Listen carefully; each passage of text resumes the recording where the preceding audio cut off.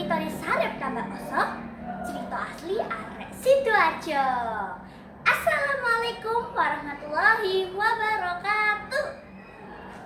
Engkang kinurmatan para dewan juri lomba dongeng. Sugeng enjing sedaya. Piye kabare? Mugi-mugi api-api wae ya. Kula Radinia Zahwa Putri Adia saka SMP Negeri 17 Surabaya. Wonten ing mriki kula badhe dongeng kanthi ira-irahan Sarep tambah Oso. Nalika jaman kolonial Walanda ana bocah lanang jenenge Sarep. Dheweke asale saka Tambak Oso, Kabupaten Sidoarjo, Jawa Timur. Sarep manggon karo ibune. Sadurunge bapake sedo, dheweke diwenehi wasiat kanggo mangan lemah abang karo ibune. Sarep iku gampang ngamuk. Nanging dheweke isih duweni rasa empati. Dheweke krasa welas marang tangga-tanggane. Amarga dijaluki pajak dening pamarentah Walanda. Nganti sawijining dina, lurah nagih pajak tambak. Ibu Sarep ora gelem bayar. Amarga ora diwenehi duit saka tambak. Lurah ngendika,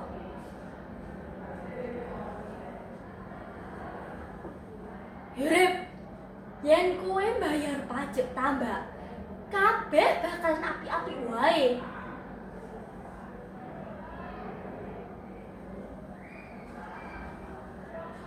Heh Pak Lurah, ora ngerti diuntung.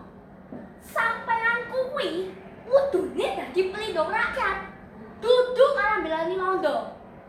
Kene, maju.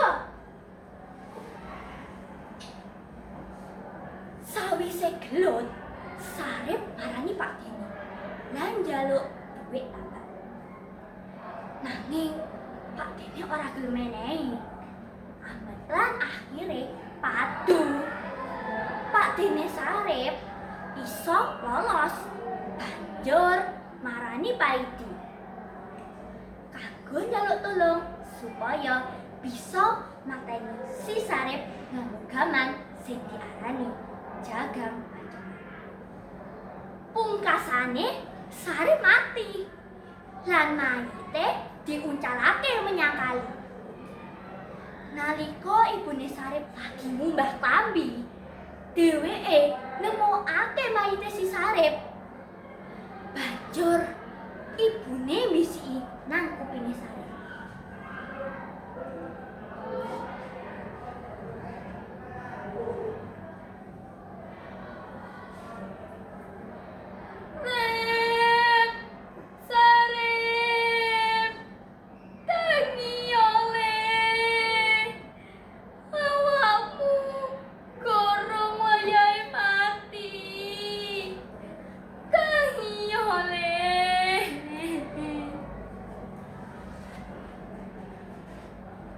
Ora ana angin lan udan, ujug-ujug Sarep tangi.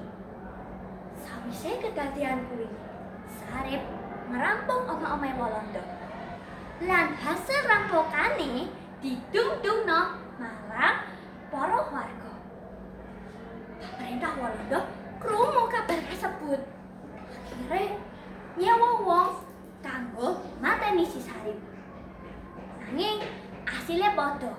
Sarep tetep urip. Saya suwe pemerintah Walanda nemokake kelemahane si Sarep, yaiku kudu mateni ibune Sarep. Merga yen sadurunge ibune sedo, Sarep bakal tetep urip saklawase. Sawise ibune sedo, pemerintah Walanda mateni si Sarep. Tur! Akhire Sarep mati lan awake dicemplungake menyang sumur sing ditutup watu. Tuku molen entuk etelo. Cekap semanten atur kula. Wassalamualaikum warahmatullahi wabarakatuh. Matur nuwun.